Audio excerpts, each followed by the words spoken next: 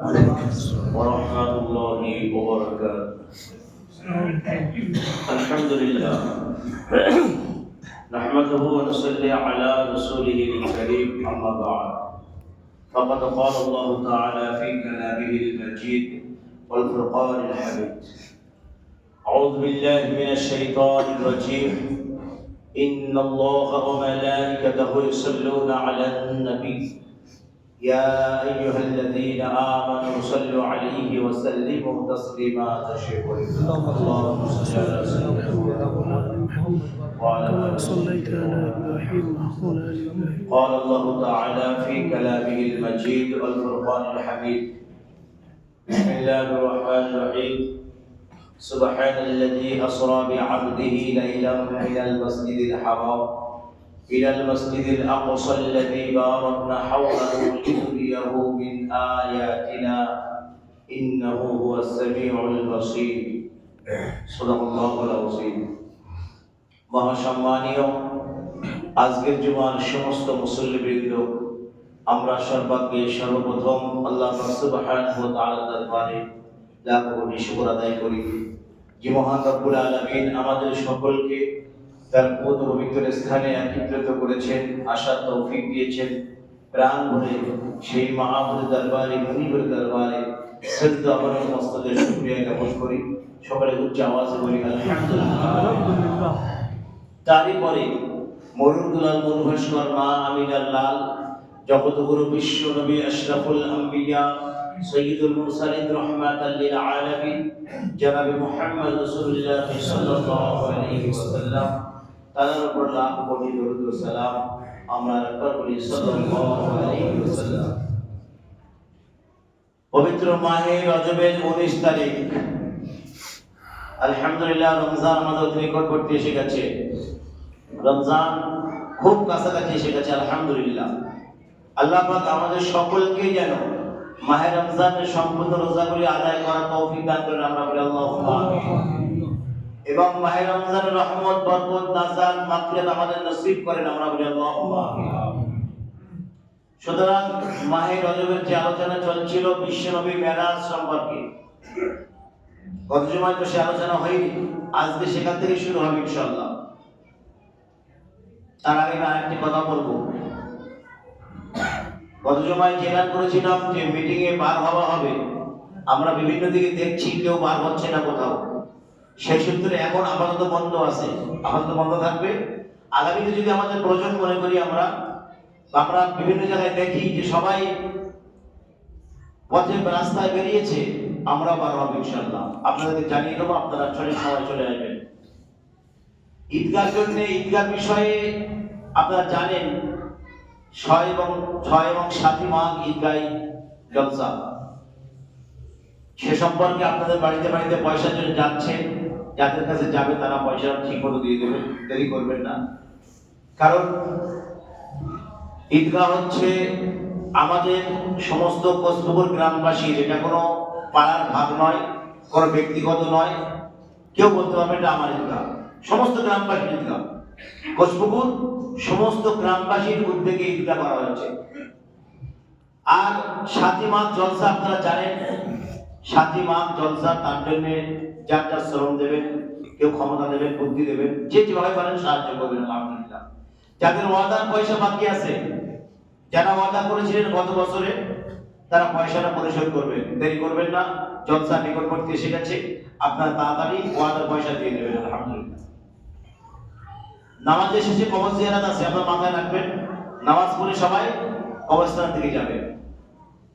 যাই হোক, যে আলোচনা চলছিল বিশ্বনবী সাল্লাল্লাহু আলাইহি ওয়াসাল্লাম, জিবাসালাম আসলেন, নবীজি উজু বানালেন। আপনারা সব কথা তার আগে জুমা শুনেছেন, সব আলোচনা করেছি আমি। ওযু করলেন, ওযুর পানি গড়িয়ে যাচ্ছে।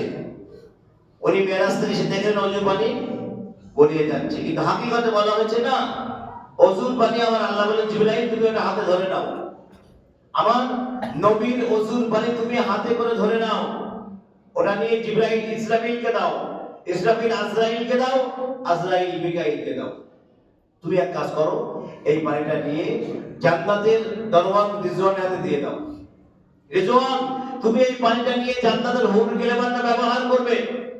আমার বিশ্বনবী মুহাম্মদ রাসূলুল্লাহ সাল্লাল্লাহু আলাইহি ওয়াসাল্লামের ওযুর পানি জান্নাতের হুর গিলেবানরা ব্যবহার করবে লিপস্টিক পাউডার হিসাবে। আমি আল্লাহ তাদের রূপ আরো বাড়িয়ে দেব। একবার জোরে বলুন সুবহানাল্লাহ। একটা হুর যদি সেখান থেকে উকি মারে দুনিয়ার দিকে, তাহলে কি অবস্থা হবে জানেন? দুনিয়ার রাত্রেবেলা যদি কোনো হুর উকি মারে, দুনিয়া জলজল করবে। তাহলে আমরা দুনিয়ার মহিলার মোহে পড়ে দুনিয়াটা ধ্বংস করে দিচ্ছি, দুনিয়ার মহিলার মোহে পড়ে দুনিয়া ধ্বংস করছি। কিন্তু আল্লাহ বলছে না, ধ্বংস করো না। ওয়ালা তাকরাবুজ জিনা ইন্নাহু কানা ফাহিশা ওয়া সাআ সাবিলা। জিনা করা তো দূরের কথা, তার কাছেও যেও না, খবরদার কাছে যেও না। সুতরাং আল্লাহ বলছে আমি যে জান্নাতের হুর গিলেবান যেটা বানিয়েছি তোমাদের জন্য, সব কিছু তোমাদের জন্য বানিয়েছি। একবার জোরে বলুন সুবহানাল্লাহ। আল্লাহ পাক জান্নাতের হুর গিলেবান বানিয়েছেন, 8টা জান্নাত বানিয়েছেন এবং 7টা জাহান্নাম। জাহান্নাম একটা কম বানিয়েছেন আল্লাহ। আর জান্নাত 8খানা জান্নাত বানিয়েছেন কাদের জন্য? আমাদের জন্য বানিয়েছেন। আর সেই জান্নাতের চাবিটা বানিয়েছেন, প্রত্যেকটা জান্নাতের তালা দেওয়া আছে, প্রত্যেকটা জান্নাতের তালা দেওয়া আছে। আর সেই চাবিটা কার কাছে দিলেন? আল্লাহ বিশ্বনবী মুহাম্মদ রাসূলুল্লাহ সাল্লাল্লাহু আলাইহি ওয়াসাল্লামের হাতে তুলে দিলেন। কবে দিলেন? মেরাজের রাতে। একবার জোরে বলুন সুবহানাল্লাহ। মেরাজের রাতে আবার আল্লাহ বলছেন, যাও জিবরাইল আবার নবীকে নিয়ে আসো। বিশ্বনবী মুহাম্মদ সাল্লাল্লাহু আলাইহি ওয়াসাল্লাম রেডি হলেন, এবার কোরআনে উঠবেন। কিন্তু আমার নবী মনে করছে, আমার নবী কোন ক্ষেত্রে উম্মতকে বাদ দেন নাই, কোন ক্ষেত্রে উম্মতকে ভুলে যান নাই। যে কোনো মুহূর্তে, যে কোনো সময়, যে কোনো পর্যায়ে আমার নবী উম্মতকে ভুলে যান নাই। আমার নবী ভাবছেন, আল্লাহ আমি তো মেরাজে যাব, আমি তো আল্লাহর সাথে সাক্ষাৎ করতে যাব, কিন্তু আমার উম্মতের মেরাজটা কি হবে? উম্মতরা কিভাবে মেরাজ করবে তারা? চিন্তা করেন। এরকম নবী পৃথিবীতে আসেনি, একজন আসে নাই, একজন নবীকে আল্লাহ পাঠায় নাই। বিশ্ব নবী মুহাম্মদ রাসূলুল্লাহ সাল্লাল্লাহু আলাইহি ওয়াসাল্লামের মতো একজন নবী দুনিয়া ছিলেন না, জানার কোনো কথা নাই, কোনো অন্যায় নাই, কোনো গুনাহ নাই। তিনি 100 বার তওবা করতেন। আল্লাহু আকবার। 100 বার তওবা তিনি করতেন। একজন জিজ্ঞাসা করছে, ইয়া রাসূলুল্লাহ হুজুর, আপনার তো কোনো গুনাহ নাই, আপনি তওবা করছেন কেন? বলে, আমি কি তওবা করতে পারবো না? আমি কি তওবা করতে পারবো না? আল্লাহর কাছে আমিও সারেন্ডার হতে পারি। দেখেন, কিছু জিনিস আছে, শরিয়াত, তরিকত, হাকিকত, মারিফত, 4টি রাস্তা আছে, ভালো করে বুঝবেন। আমরা যে আলোচনা করছি শরিয়াত নিয়ে আলোচনা করতেছি, আর এর বাইরে যে রাস্তাগুলো আছে, তরিকত, মারিফত, হাকিকত, সেগুলো আমরা কিন্তু বেমালুম ভুলে যাচ্ছি। এই 3টে রাস্তায় চলতে হলে, 3টে পথে যেতে হলে আপনাকে আল্লাহর ওলির দরবারে যেতেই হবে, নাইলে আপনি কোনোদিন 3টে রাস্তা পাবেন না। ওলি ছাড়া তরিকত পাবেন না, ওলি ছাড়া হাকিকত পাবেন না, ওলি ছাড়া কোন রাস্তা আপনি পাবেন না। শরিয়াত তো আপনাকে রাস্তা দেখাচ্ছে, শরিয়াত আপনাকে সব বলে দিচ্ছে, কিন্তু বাকি 3টে রাস্তা পেতে হলে আপনাকে আল্লাহর ওলির দরবারে যেতে হবে। এখন আমার নবী ভাবছেন, আমার উম্মতের মেরাজটা কি হবে? ভালো করে চিন্তা করবেন। পৃথিবীর জমিনে 1,24,000 মদনদারে 2,24,000 পয়গম্বর আবির্ভূত হয়েছিলেন। কোন নবী এভাবে উম্মতকে নিয়ে ভাবে নাই। নূহ আলাইহিস সালাম 950 বছর তিনি দাওয়াত দিয়েছে, 950 বছর। প্লাবন আসার পূর্বে এক বুড়িমা ইসলাম ঈমান এনেছিলেন, একটা বুড়িমা ঈমান এনেছিল আর বলেছিল, হে নূহ, যখন তোমার প্লাবন আসবে আমাকে তোমার কিস্তিতে উঠিয়ে দিও। যখন তোমার প্লাবন আসবে আমাকে তোমার কিস্তিতে উঠিয়ে নিও মনে করে। এখন প্লাবন আসলো, সব শেষ হয়ে গেল, সব ধ্বংস হয়ে গেল। নূহ আলাইহিস সালামের কথা, সেই বুড়িমার কথা নূহ আলাইহিস সালামের মাথায় ছিল না, মনে ছিল না।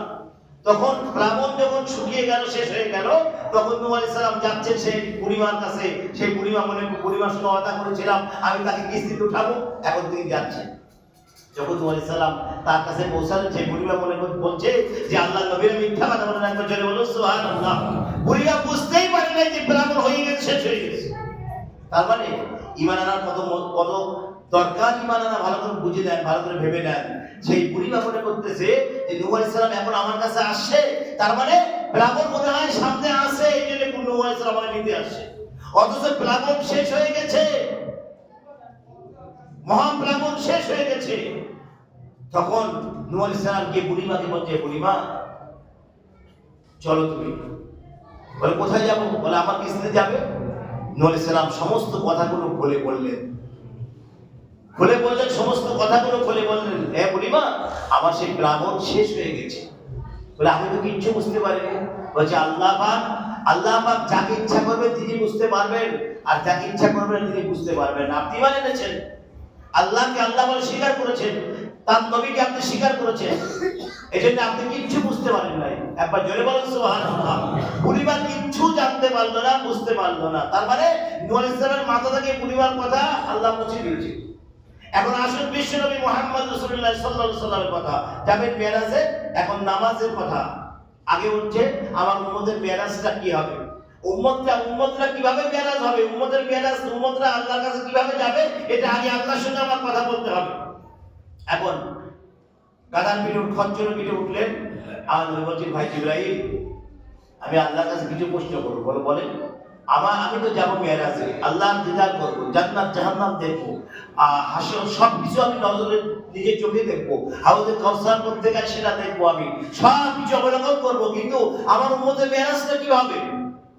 আমার আল্লাহ বলেন, জিবরাইল, আমার নবীকে জানিয়ে দাও, as-salatu মিরাজুল মুমিনিন। একবার জোরে বলুন সুবহানাল্লাহ। আলাইহিস সালাম। আমার আল্লাহ বলেন, জিবরাইল, আমার নবীকে জানিয়ে দাও তার উম্মতের মেরাজ হবে, তাকে সিদরাতুল মুনতাহায় আসতে হবে না, কাবা কৌসাইন আসা লাগবে না, জান্নাত জাহান্নাম দেখতে হবে না। আমার উম্মতের মেরাজ হবে তো নামাজের মুসাল্লা। একবার জোরে বলুন সুবহানাল্লাহ। উম্মত যদি নামাজ আদায় করে, আমার বান্দা যদি নামাজ আদায় করে, তাদের মেরাজ হবে নামাজের পানিতে। তাদের কষ্ট করে এত রাস্তা আসা লাগবে না। নবী, তুমি তো উম্মতকে জানিয়ে দাও, তাদের কষ্ট করে এত রাস্তা আসা সম্ভব নয়, এত রাস্তা আসতে হবে না। তাদের নামাজের মুসাল্লা, তাদের মেরাজ হবে আমার সঙ্গে। এখন আল্লাহ বলছে, দেখো বান্দা, নামাজ তুমি এমন ভাবে পড়ো যেন তুমি আমাকে দেখছো। আল্লাহু আকবার। আল্লাহ বলছে নামাজ এমন ভাবে আদায় করো যেন তুমি আমাকে দেখছো। এখন আল্লাহ বলছে নামাজ এমন ভাবে পড়ো যেন আমাকে দেখছো। যদি নামাজের 4 মিনিট সময়ের মধ্যে 4 রাকাত নামাজ শেষ হয়ে যায়, আল্লাহ শুধু কিভাবে দিদার হবে? নামাজে শুধু সেজদা রুকু যদি করি, নামাজে আল্লাহর দিদার কিভাবে হবে? নামাজ সেইভাবে করতে হবে যেভাবে আমার নবী বলেছেন, সাল্লু কামা রাআইতুমুনি উসাল্লি। যেভাবে নামাজ পড়ো, আমি যেভাবে নামাজ পড়ি তোমরা আমাকে দেখে সেইভাবে নামাজ আদায় করো। তাহলে আমার নবী পাক যেভাবে নামাজ আদায় করেছেন সেইভাবে আমাদের নামাজ আদায় করতে হবে, এটা মাথায় রাখবেন। এখন উম্মতের মেরাজ হবে নামাজের মুসাল্লায়, আল্লাহ শুধু দিদার হবে নামাজের পানিতে। তাহলে নামাজ ধীরে স্থির ভাবে পড়ুন, নামাজের ভিতরে আমার আল্লাহকে স্মরণ করুন, অন্য কাউকে নয়, দুনিয়ার কোনো বস্তুকে নয়, দুনিয়ার কোনো জিনিসকে নয়, শুধুমাত্র আল্লাহকে। আমরা জানি নামাজ পড়তে গেলে শয়তান ধোঁকা দেয়, মানুষকে ধোঁকা দেয়। শয়তান মানুষের শিরায় উপশিরায় চলাফেরা করে, মানুষকে ধোঁকা দেয়, দাগা দেয়, সরিয়ে দেয়, নামাজ থেকে মনটা সরিয়ে অন্যদিকে ঘুরিয়ে দেয়, আমরা জানি। সেজন্য নামাজে আপনি নিয়ত করবেন, সানা পড়ে এত সুন্দর করে আউযু বিল্লাহ পড়বেন, সুন্দর করে পড়বেন, আউযু বিল্লাহি মিনাশ শাইতানির রাজিম, বিসমিল্লাহির রহমানির রহিম বলে সূরা ফাতিহা শুরু করবেন। নামাজে আউযু বিল্লাহটা সুন্দর করে পড়বেন, আপনাকে শয়তান অত দাগা দিতে পারবে না, ধোঁকা দিতে পারবে না। এটা মাথায় রেখে দেবেন। প্রত্যেকে বলছি, নামাজের ভিতরে সানা পড়ার পরে আগে আউযু বিল্লাহ, তারপর বিসমিল্লাহ সুন্দর করে পড়বেন, যাতে শয়তান আপনাকে আমাকে ধোঁকা দিতে না পারে। এখন আমার আল্লাহ জানিয়ে দিলেন, জিবরাইল, আমার নবীকে বলে দাও তাদের মেরাজ হবে নামাজের মুসাল্লায়। নবী সওয়ার হলেন খচ্চরের পিঠে। বুরাক নামক এক রকম জন্তু, যেটা ঘোড়া থেকে ছোট, খচ্চর থেকে একটু বড় হবে, সেই বুরাকের উপরে আমার নবী আরোহণ করলেন। এখন প্রশ্ন হচ্ছে, শরিয়াত বলছে জিবরাইল একা নিতে এসেছিল আমার নবীকে, কিন্তু আল্লাহ পাক হাকিকতে বলা হয়েছে, হাকিকতে বলছেন শুধু জিবরাইল নয়, পাগলি 70,000 ফেরেশতা, কুর্তা 70,000 ফেরেশতা। আচ্ছা, এভাবে করে 70 করে আল্লাহ পাকের কাছে কত ফেরেশতা আছে কেউ বলতে পারবে না, কারোর জানা নাই।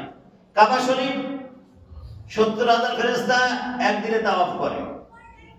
একবার যারা আসে তারা আর কোনোদিন আসে না। একবার জোরে বলবেন না সুবহানাল্লাহ। কাবা তাওয়াফ করে একদিন যারা আসে, একবার যারা কাবা তাওয়াফ করে তারা আর কোনোদিন আসে না, আবার অন্য দল আসে। এভাবে করে কাবা তাওয়াফ চলছে। বিশ্বনবী মুহাম্মদ রাসূলুল্লাহ সাল্লাল্লাহু আলাইহি ওয়াসাল্লামের রওজা মুবারক জিয়ারত করতে 70,000 ফেরেশতা রেডি। 70,000 ফেরেশতা যারা একদিন আসে তারা আর কোনোদিন আসে না। তাহলে ফেরেশতার সংখ্যা কত এটা আমরা বলতে পারবো না, আল্লাহ ছাড়া কেউ জানে না। তবে 4 জন ফেরেশতা আল্লাহর নিকটবর্তী, 4 জন ফেরেশতা আল্লাহর নিকটবর্তী, সবসময় তারা আল্লাহর ফরমান শোনেন, আল্লাহর কথা শোনেন তারা। আর ফেরেশতা মণ্ডলীর সংখ্যা কত এটা আমরা কেউ বলতে পারবো না, কারোর কোনো ধারণা নেই আমার আল্লাহর কত ফেরেশতা। তো যাই হোক, এইসব ফেরেশতা নিয়ে জিবরাইল মক্কা আসলেন আমার নবীকে দিদার করার জন্য। যেসব ফেরেশতা আমার নবীকে কোনোদিন চোখে দেখে নাই, শুধু কানে শুনেছে যে বিশ্ব নবী মুহাম্মদ রাসূলুল্লাহ সাল্লাল্লাহু আলাইহি সাল্লাম, কানে শুনেছে কথাটা, কিন্তু আমার নবীকে কোনোদিন তারা চোখে দেখে নাই। আজকে তার নবীকে দেখবে। 26শে রজব দিবাগত রজনী আমার নবী যাবেন আল্লাহর দরবারে। নবী যাবেন, নবীকে নিতে এসেছে জিবরাইল। জিবরাইল আমার নবীকে নিয়ে যাবেন, কিন্তু যিনি ড্রাইভার আগে বসে না সওয়ারি আগে বসে? আপনি কি বলছেন? যিনি গাড়ি চালায় সে আগে বসে তো, আর যিনি সওয়ার হয়েছে তার উপরে তিনি পিছিয়ে বসবেন। এখন আমার নবী সওয়ারির আগে বসলেন, একবার জোরে বলুন সুবহানাল্লাহ। নবী খচ্চরের আগে বসলেন, বুরাকের সামনে বসলেন, জিবরাইল পিছিয়ে বসলেন। যিনি রাস্তা চেনে তিনি আগে বসবেন। আমার নবী আগে থেকে রাস্তা চিনতেন, নবী সমস্ত রাস্তা চেনেন। একদিন নবী জিবরাইল জিজ্ঞেস করলেন, ইয়া রাসূলুল্লাহ, হুজুর আমি আল্লাহকে দেখতে চাই। আমার নবী বললেন, জিবরাইল এখানে না ওখানে যাও, ওখানে যাও জিবরাইল, ওখানে যাও। এখন জিবরাইল বলছে, হুজুর আমি তো আল্লাহকে দেখতে যাবো, তো আল্লাহ নবীর তাজাল্লিতে আমি পুরো সারকার হয়ে যাবো, আমি ভস্ম হয়ে যাবো। তো বলে, জিবরাইল যে দূর থেকে পড়াবে সেই দূর থেকে অনুমতি দিচ্ছে, যা আল্লাহকে দেখে। একবার জোরে বলুন সুবহানাল্লাহ। আমার নবীকে আল্লাহ বলছে, জিবরাইল যা আমার নবীকে দেখায়। যে দূর থেকে পড়াবে, যে দূর থেকে জানাবে, সেই দূর থেকে অনুমতি দিচ্ছে, যা আল্লাহকে দেখে আয়। এখন শরিয়ার হাকিকত বলতে গেলে ভাই অনেক সময় লেগে যাবে। তো যাই হোক, আমার নবী যাচ্ছেন মেরাজে বাইতুল মুকাদ্দাসে।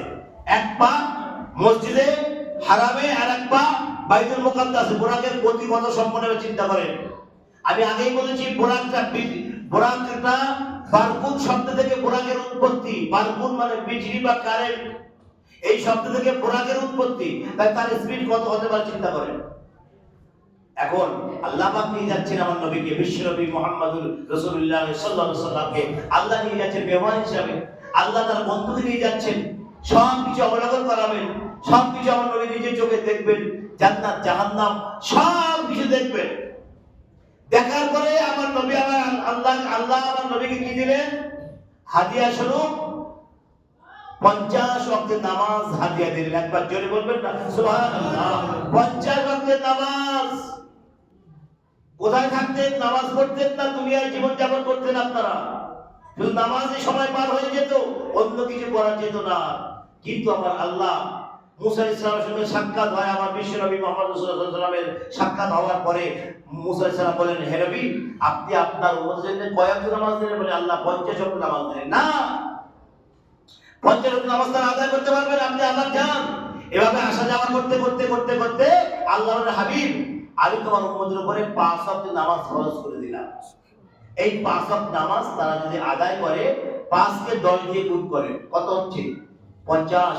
আল্লাহ বলছে আমি যেটা বলেছি সেটাই হবে। 50 ওয়াক্ত সওয়াব নামায় আমলে আমি আল্লাহ লিখে দেব। জোরে বলুন সুবহানাল্লাহ। তাহলে বন্ধু যাচ্ছে বন্ধুর বাড়িতে, খালি হাতে ফিরে আসবে বন্ধু? না, আল্লাহ বলছে না, খালি হাতে তুমি যাবে না, তুমি কিছু নিয়ে যাও আমার তরফ থেকে, কিছু তোমাকে হাদিয়া স্বরূপ দিতে হবে। হাদিয়া স্বরূপ 5 ওয়াক্ত নামাজ আমার আল্লাহ আমার নবীকে দিলেন।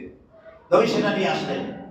এখন এটা হচ্ছে আমার নবী যখন মেরাজ থেকে ফিরছেন, সেই সময় আল্লাহ তাকে 5 ওয়াক্ত নামাজ গিফট করলেন, হাদিয়া দিলেন।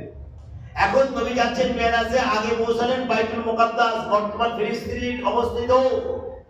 মুসলমানদের আগের কিবলা, প্রথম কিবলা ছিল বাইতুল মুকাদ্দাস, যে কিবলার দিকে মুসলমান দীর্ঘদিন নামাজ আদায় করেছে।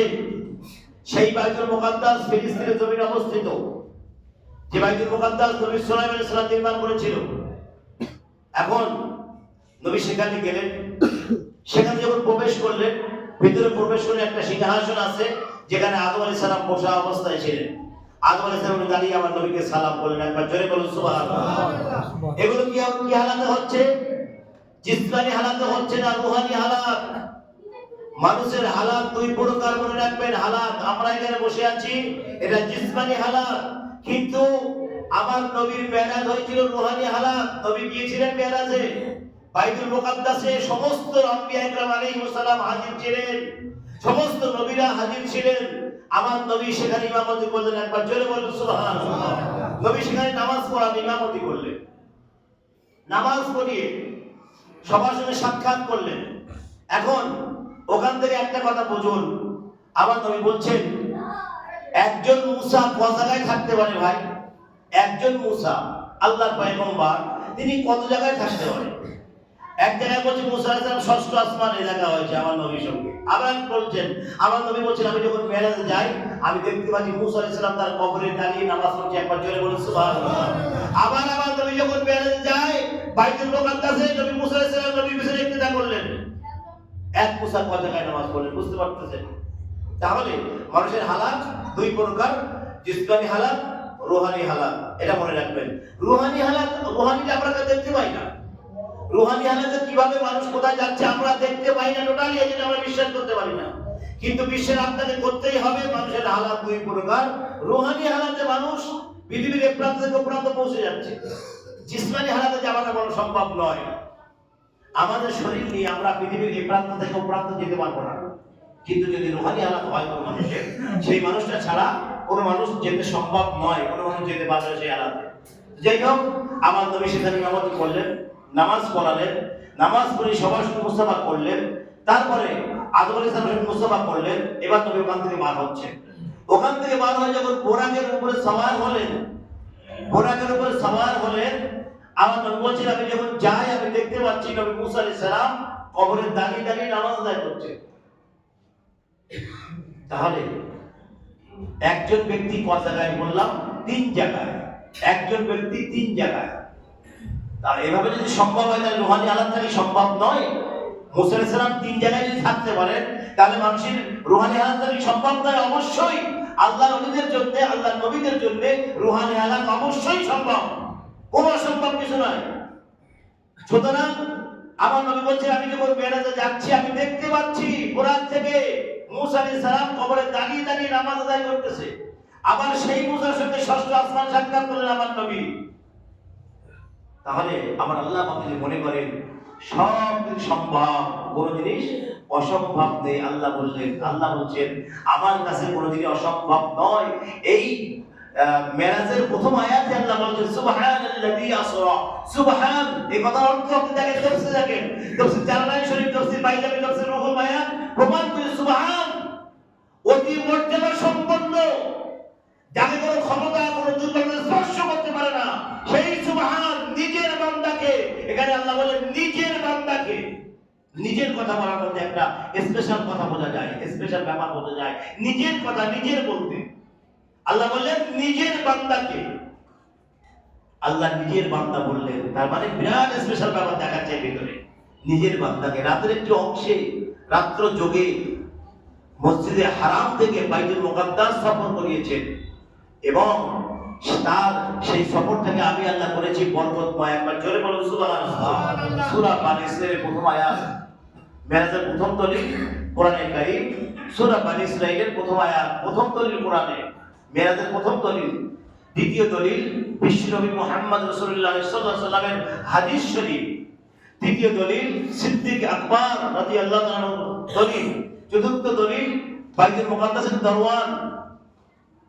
এভাবে করে অসংখ্য অসংখ্য দলিল আমার নবীর মেরাজ হয়েছে, তার প্রমাণ বিভিন্ন কিতাবে। যারা অস্বীকার করবে তাদের ঈমান থাকবে না, কাফির হয়ে যাবে, আবার ঈমান আনতে হবে। আজকে সেই নবী যাবেন, মেরাজে যাচ্ছেন, বাইতুল মুকাদ্দাস থেকে বেরিয়েছেন, একটু অগ্রসর হচ্ছেন। আর রাস্তা কতটা? রাস্তার কোনো সীমা সংখ্যা নাই। কিন্তু আল্লাহ বলছেন রাতের একটি অংশে, আপনি বলেন রাতের একটি অংশে যদি মেরাজ হয়, মেরাজ সংঘটিত হয়, এই অংশে হওয়াটা কি সম্ভব? কিন্তু আমার আল্লাহ বলতেছে যে এই আয়াতের এই দলিলের প্রথম আয়াতটা তোমরা ফলো করো। আমি আগে বলেছি সুবহান, আমি প্রথমে বলেছি সুবহান। আল্লাহ পাক মেরাজের আয়াতের, মেরাজের দলিলের প্রথমে আল্লাহ বলছেন সুবহানাল্লাযী আসরা বিআবদিহি লাইলাম মিনাল মাসজিদিল হারাম ইলাল মাসজিদিল আকসাল্লাযী বারাকনা হাওলাহু লিনুরিয়াহু মিন আয়াতিনা ইন্নাহু হুয়াস সামিউল বাসীর। আল্লাহ প্রথম বললেন, আমরা সুবহানাল্লাহ কখন বলি? আশ্চর্য কথা শুনলে, আশ্চর্য জিনিস দেখলে, আশ্চর্য জিনিসের নাম শুনলে আমরা সুবহানাল্লাহ বলি। ঠিক আল্লাহ মেরাজের প্রথম আয়াতে নিজে প্রথম ব্যবহার করলেন সুবহান। তার মানে যে সুবহান নিজের বান্দাকে, যে আল্লাহ কোন দুর্বলতা অক্ষমতা স্পর্শ করতে পারে না, সেই আল্লাহ, সেই কুদরত নিজের বান্দাকে রাত্রির যোগে নিয়ে যাচ্ছেন মেরাজ শরীফে। যাই হোক, এই আলোচনা ইনশাআল্লাহ আবার আগামী জুমায় শুরু করবো আল্লাহ পাক চাইলে ইনশাআল্লাহ। আর একটা কথা, আমরা যারা জুমার নামাজ পড়তে আসছি মসজিদে, ভাই সপ্তাহে 10টা করে টাকা যদি আমরা পকেটে নিয়ে আসি, সপ্তাহে 10টা করে টাকা যদি আল্লাহর ঘরে আমরা দান করি, আমাদের এমন বড় ক্ষতি হবে না।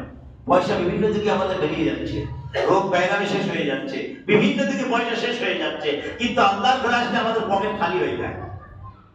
আল্লাহর ঘরে প্রবেশ করে পকেট খালি হয়ে যায় ভাই। কেন? আল্লাহর ঘরে তুমি আসবে, নামাজ পড়বে, কিছু দান খয়রাত করে চলে যাবে, আল্লাহর ঘরে পকেট খালি হবে কেন? কিন্তু যখন পকেটে হাত দেয় পকেট খালি। আল্লাহর ঘরে এসে পকেট খালি আসবেন না।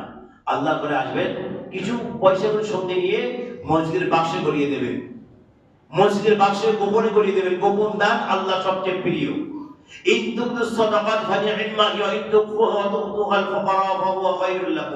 আল্লাহ বলছে, যদি তোমরা প্রকাশ্যে দান করো সেটা উত্তম, যদি তোমরা গোপনে দান করো সেটা অতি উত্তম। তাহলে আমরা গোপনে দান করব। গোপন দান আল্লাহর পছন্দনীয় প্রিয় দান, গোপন দান। গোপন দান যদি আপনি করেন, কি হবে? আপনার গোপনের অন্যায়গুলোকে আমার আল্লাহ সব মুছে দেবে। জোরে বলুন সুবহানাল্লাহ। গোপনে যে অন্যায়গুলো করেছেন মানুষকে দেখান নাই, মানুষে জানে না, আমার আল্লাহ জানে। আল্লাহকে ফাঁকি দিতে কেউ পারবে না, আল্লাহ ছাড়া কেউ জানে না। সেই আল্লাহ আপনার গোপনের অন্যায়গুলো সব মাফ করে দেবে যদি আপনি গোপনে দান করেন।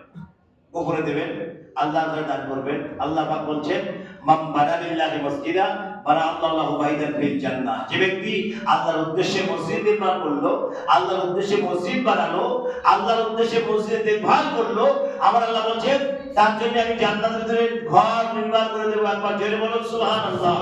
জান্নাতের ভিতরে আমার আল্লাহ ঘর বানিয়ে দেবেন। এত বড় সুসংবাদ আমার নবী দিলেন। আমার নবী এত বড় সংবাদ দিলেন উম্মতদেরকে, তোমরা যদি দুনিয়ার জমিনে মসজিদ নির্মাণ করতে পারো, মসজিদ কায়েম করতে পারো, তোমাদের জন্য আমি জান্নাতের ঘর বানিয়ে দেব। আল্লাহু আকবার। আল্লাহ পাক আমাদের সকলকে শোনা এবং বোঝার চাইতে বেশি বেশি আমল করার তৌফিক দান করুন। আমরা বলি আল্লাহুম্মা আমিন। ওয়া আখিরু দাওয়ানা আলহামদুলিল্লাহি রাব্বিল আলামিন।